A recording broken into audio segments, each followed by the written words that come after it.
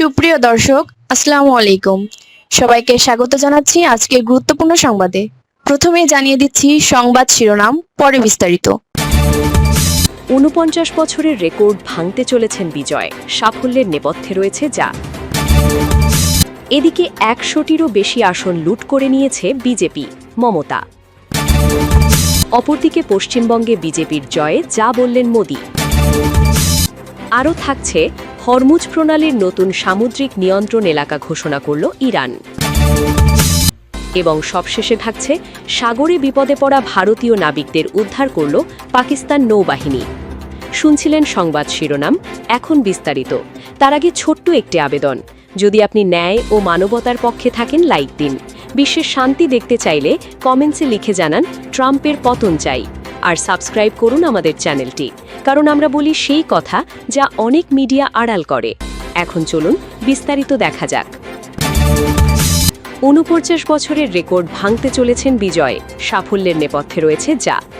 তামিলনাড়ুর ২০২৬ সালের বিধানসভা নির্বাচনে বিজয়ী হলে দক্ষিণী সুপারস্টার বিজয় থালাপাথি এমন এক ইতিহাস গড়বেন যা গত ৪৭ বছরে আর কোনো চলচ্চিত্র তারকা করতে পারেননি। এমজি রামাচন্দ্রনের পর তিনিই প্রথম অভিনেতা থেকে তামিলনাড়ুর মুখ্যমন্ত্রী হওয়া ব্যক্তি হবেন। সর্বশেষ ১৯৭৭ সালের নির্বাচনে সিনেমার জনপ্রিয়তাকে সরাসরি রাজনৈতিক শক্তিতে রূপ দিয়েছিলেন এমজিআর। ওই নির্বাচনে জয় পেয়ে তিনি টানা ১ দশক তামিলনাড়ু শাসন করেন। কল্যাণমূলক রাজনীতি ও ব্যক্তিকেন্দ্রিক জনপ্রিয়তাকে মিলিয়ে তিনি রাজ্যের রাজনৈতিক সংস্কৃতিই বদলে দিয়েছিলেন। এরপর বহু অভিনেতা রাজনীতিতে এলেও কেউই এককভাবে ক্ষমতার চূড়ায় পৌঁছতে পারেননি। জয়ললিতা মুখ্যমন্ত্রী হলেও তিনি এমজিআরের প্রতিষ্ঠিত এআইএডিএমকের উত্তরসূরি হিসেবেই ক্ষমতায় আসেন, নিজস্ব নতুন রাজনৈতিক দল গড়ে নয়।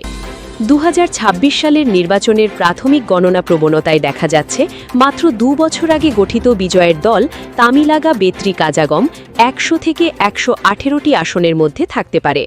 নিম্ন সীমাতেও এটি তাকে রাজ্যের শীর্ষ রাজনৈতিক শক্তিগুলির কাতারে নিয়ে যায়। আর ১১৮ আসনের কাছাকাছি পৌঁছলে ২৩৪ সদস্যের বিধানসভায় সংখ্যাগরিষ্ঠতার দ্বারপ্রান্তে চলে যাবে দলটি। বিশ্লেষকদের মতে বিজয়ের উত্থানের সবচেয়ে বড় বৈশিষ্ট্য হল এর দ্রুততা ও পরিকল্পিত অগ্রগতি। অন্য অভিনেতাদের মতো কেবল সিনেমা কেন্দ্রিক জনপ্রিয়তার উপর নির্ভর না করে তিনি ধীরে ধীরে রাজনৈতিক সংগঠন গড়ে তোলেন। ২০০৯ সালেই নিজের ভক্ত সংগঠনকে বিজয় মাক্কাল ইয়াক্কম নামে সংগঠিত করেন। শুরুতে এটি সামাজিক সেবা ও কল্যাণমূলক কর্মকাণ্ডে যুক্ত থাকলেও পরে স্থানীয় পর্যায়ে সাংগঠনিক ভিত্তি তৈরি করতে শুরু করে। ২০১১ সালে সংগঠনটি প্রকাশ্যে এআইএডিএমকে জোটের সমর্থন দেয়। এটিই ছিল নির্বাচনী রাজনীতিতে বিজয়ের প্রথম প্রত্যক্ষ অবস্থান।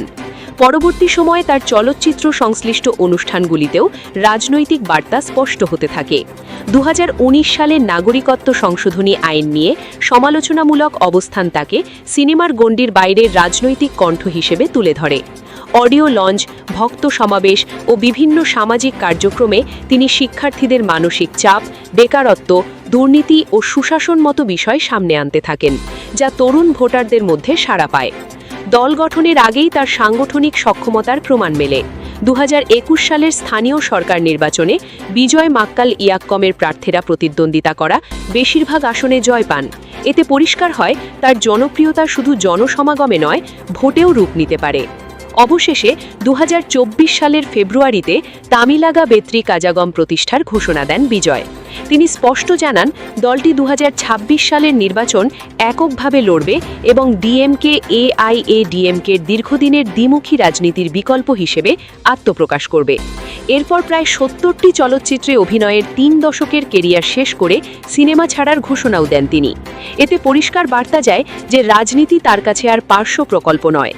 গত ২ বছরে টিভিকে ভক্ত সংগঠনকে পূর্ণাঙ্গ রাজনৈতিক কাঠামোয় রূপ দেয়। জেলা কমিটি, আসনভিত্তিক ইউনিট ও বুথ পর্যায়ের টিম গঠনের পাশাপাশি শিক্ষা, কর্মসংস্থান, দুর্নীতি বিরোধী অবস্থান ও জবাবদিহিতাকে রাজনৈতিক এজেন্ডা হিসেবে তুলে ধরা হয়। বিজয়কে প্রচলিত আগ্রাসী বক্তার বদলে শ্রোতা হিসেবে উপস্থাপন করা হয়। সামাজিক যোগাযোগ মাধ্যম ভিত্তিক টাউন হল ও নিয়ন্ত্রিত জনসভা তার রাজনৈতিক ভাবমূর্তি গঠনে বড় ভূমিকা রাখে। তবে পথটি পুরোপুরি মসৃণ ছিল না।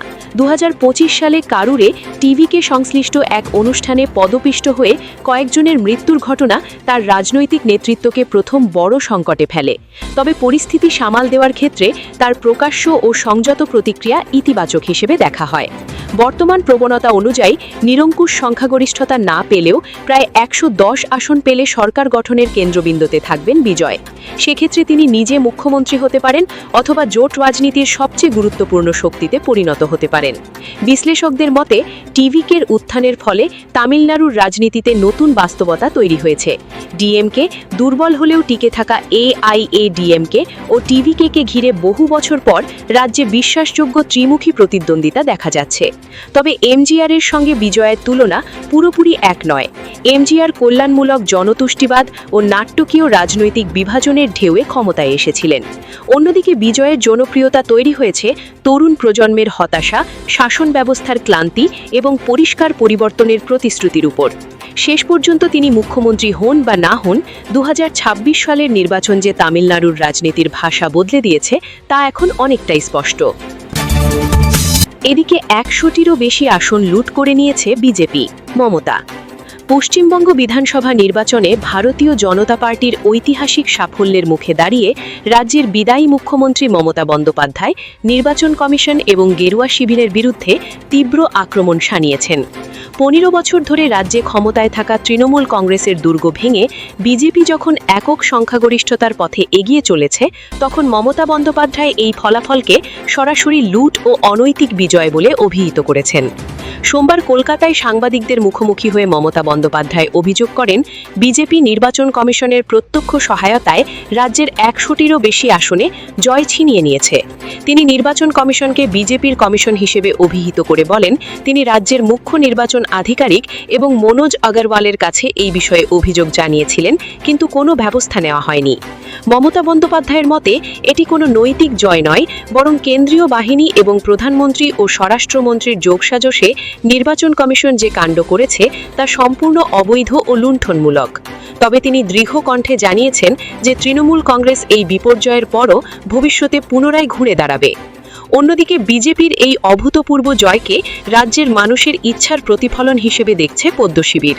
প্রধানমন্ত্রী নরেন্দ্র মোদী সামাজিক যোগাযোগ মাধ্যমে এই সাফল্যকে জনগণের শক্তির বিজয় এবং সুশাসনের রাজনীতির জয় বলে বর্ণনা করেছেন। তিনি বলেন, 2026 সালের এই বিধানসভা নির্বাচন চিরস্মরণীয় হয়ে থাকবে এবং রাজ্যে প্রথমবার বিজেপির একক সরকার গঠন নিশ্চিত হয়েছে। ভোট গণনার চলাকালীন সময়েও তৃণমূল কংগ্রেস বারবার নির্বাচন কমিশনের নিরপেক্ষতা নিয়ে প্রশ্ন তুলেছে। দলটির অভিযোগ, গণনা প্রক্রিয়ায় ইচ্ছাকৃতভাবে বিলম্ব করা হচ্ছে এবং ডায়মন্ড হারবার, মগরাহাট পূর্ব, মগরাহাট পশ্চিম, কুলপি, রায়দিঘি, পাথর প্রতিমা, বাসন্তী, বর্ধমান উত্তর ও সিতাইয়ের মতো কেন্দ্রগুলিতে জয় স্পষ্ট হওয়া সত্ত্বেও সংসদপত্র প্রদানে গড়িমসি করা হচ্ছে। মমতা বন্দ্যোপাধ্যায় গণনা কেন্দ্র পরিদর্শনে গিয়ে অভিযোগ করেন, বিভিন্ন স্থানে গণনা থামিয়ে দেওয়া হয়েছে এবং কেন্দ্রীয় বাহিনী এবং নির্বাচন কমিশন অন্যায়ভাবে কাজ করছে। অপরদিকে পশ্চিমবঙ্গে বিজেপির জয়ে যা বললেন মোদি। ভারতের পশ্চিমবঙ্গ বিধানসভা নির্বাচনে ভারতীয় জনতা পার্টির বিজেপির অভাবনীয় সাফল্যের প্রেক্ষিতে রাজ্যের অগণিত দলীয় কর্মীদের প্রতি কৃতজ্ঞতা ও শ্রদ্ধা জ্ঞাপন করেছেন প্রধানমন্ত্রী নরেন্দ্র মোদী।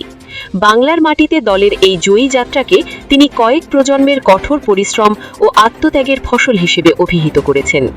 প্রধানমন্ত্রী মোদী সোমবার সামাজিক মাধ্যমে দেওয়া এক বার্তায় বলেন, পশ্চিমবঙ্গে বিজেপির এই রেকর্ড সৃষ্টিকারী বিজয় কোনো আকস্মিক ঘটনা নয়, বরং বছরের পর বছর ধরে অগণিত কর্মীর নিরলস সংগ্রাম ও প্রচেষ্টার ফল। তিনি অত্যন্ত বিনম্রতার সঙ্গে বাংলার সেই সমস্ত নিবেদিত প্রাণ কর্মীদের স্যালুট জানান, যারা প্রতিকূল পরিস্থিতির মধ্যেও আদর্শের পথ থেকে বিচ্যুত হননি। মোদী আরও উল্লেখ করেন, বাংলার কর্মীরা বছরের পর বছর ধরে তৃণমূল স্তরে কাজ করেছেন এবং সমস্ত ধরনের বাধা বিপত্তি ও প্রতিকূলতাকে জয় করে জনগণের কাছে উন্নয়নের বার্তা পৌঁছে দিয়েছেন। তিনি দৃঢ় ভাষায় স্বীকার করেন, এই কর্মীরাই দলের আসল শক্তি। তাদের এই সুদীর্ঘ লড়াই এবং মাঠ পর্যায়ের কর্মতৎপরতা না থাকলে আজকের এই ঐতিহাসিক জয় সম্ভব হতো না বলে তিনি মনে করেন। বিজেপির এই সাফল্যে বাংলার সাধারণ মানুষের পাশাপাশি কর্মীদের ভূমিকার উপর বিশেষ গুরুত্বারোপ করে প্রধানমন্ত্রী জানান, এই জয় আসলে জনগণের উন্নয়ন এবং এক নতুন পশ্চিমবঙ্গ গড়ার লক্ষ্যের প্রতি কর্মীদের অটল আস্থার জয়। অবশেষে তিনি বাংলার কর্মীদের এই উদ্দীপনা ধরে রেখে আগামী দিনেও রাজ্যের সার্বিক উন্নয়নে নিয়োজিত থাকার আহ্বান জানান। আরও থাকছে, হরমুজ প্রণালীর নতুন সামুদ্রিক নিয়ন্ত্রণ এলাকা ঘোষণা করল ইরান। হরমুজ প্রণালীর যে অংশটি তাদের নিয়ন্ত্রণে রয়েছে তার একটি নতুন মানচিত্র প্রকাশ করেছে ইরানের বিপ্লবী গার্ড বাহিনীর নৌবাহিনী। সোমবার দেশের রাষ্ট্রীয় মাধ্যমের বরাত দিয়ে এই তথ্য জানানো হয়েছে। প্রকাশিত মানচিত্র অনুযায়ী এই নিয়ন্ত্রিত এলাকাটি পশ্চিম দিকে ইরানের কেশম দ্বীপের বেষ্টিত অংশ থেকে সংযুক্ত আরব আমিরাতের আল কুয়েন আমিরাতের দিকে বিস্তৃত। অন্যদিকে পূর্ব দিকে এই এলাকার সীমানা নির্ধারণ করা হয়েছে ইরানের মাউন্ট মোবারক থেকে সংযুক্ত আরব আমিরাতের ফুজেইরা আমিরাতের দিকে একটি রেখা দ্বারা। তবে ইরান দাবি করা এই নতুন নিয়ন্ত্রিত এলাকা আগের তুলনায় পরিবর্তিত হয়েছে কিনা এবং হয়ে থাকলে তার ব্যাপ্তি ঠিক কতটুকু সে বিষয়ে তাৎক্ষণিকভাবে নিশ্চিত হওয়া যায়নি। এর প্রতিক্রিয়ায় ইরানের খাতামুল আনাম্বিয়া কেন্দ্রীয় সদর দপ্তরের commander major general Ali Abdullahi বলেছেন, হরমুজ প্রণালীর নিরাপত্তা আমাদের নিয়ন্ত্রণে রয়েছে এবং যে কোনো চলাচল ইরানের সশস্ত্র বাহিনীর সমন্বয়ের মাধ্যমে হতে হবে। তিনি সতর্ক করে বলেছেন, কোনো বিদেশি সশস্ত্র বাহিনী, বিশেষত আগ্রাসী মার্কিন সেনাবাহিনী যদি হরমুজ প্রণালীর কাছে আসতে বা প্রবেশ করতে চায় তবে তাদের লক্ষ্যবস্তু বানানো হবে। এবং সবশেষে থাকছে, সাগরে বিপদে পড়া ভারতীয় নাবিকদের উদ্ধার করল পাকিস্তান নৌবাহিনী। আরব সাগরে যান্ত্রিক ত্রুটির কারণে বিপদে পড়া একটি বাণিজ্যিক জাহাজে মানবিক সহায়তা ও উদ্ধার কার্যক্রম চালিয়েছে পাকিস্তান নৌবাহিনী। সোমবার ৪ মে নিরাপত্তা সূত্রের বরাত দিয়ে জানিয়েছে জিও নিউজ। নিরাপত্তা সূত্র জানায়, এমভি গৌতম নামের ওই জাহাজটিকে থাকা ৬ জন ভারতীয় এবং ১ জন ইন্দোনেশীয় নাবিককে জরুরি সহায়তা দেওয়া হচ্ছে। ওমান থেকে ভারত যাওয়ার পথে মাঝ সমুদ্রে জাহাজটি যান্ত্রিক ত্রুটির মুখে পড়ে। জানা গেছে, ঘটনার পর মুম্বাইয়ের maritime rescue and coordination centre MRCC সহায়তার জন্য পাকিস্তান কর্তৃপক্ষের সঙ্গে যোগাযোগ করে।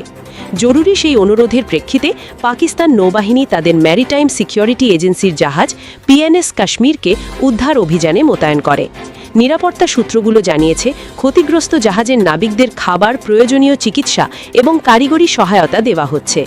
সমুদ্রে যে কোনো জরুরি পরিস্থিতিতে কার্যকরভাবে সাড়া দিতে পাকিস্তান নৌবাহিনী সর্বদা প্রতিশ্রুতিবদ্ধ ও প্রস্তুত থাকে বলে তারা উল্লেখ করে। ম্যারিটাইম সেফটি ম্যান্ডেটের অংশ হিসেবে পাকিস্তান নৌবাহিনী সাম্প্রতিক বছরগুলিতে এই অঞ্চলে কয়েকটি উদ্ধার ও সরিয়ে নেওয়ার অভিযানও পরিচালনা করেছে, যার মধ্যে বাণিজ্যিক জাহাজ ও মাছ ধরার ট্রলারও ছিল। এর আগে গত এপ্রিলে উত্তর আরব সাগরে বিপদে পড়া একটি বাণিজ্যিক জাহাজের ১৮ জন নাবিককে উদ্ধার করেছিল পাকিস্তান নৌবাহিনী।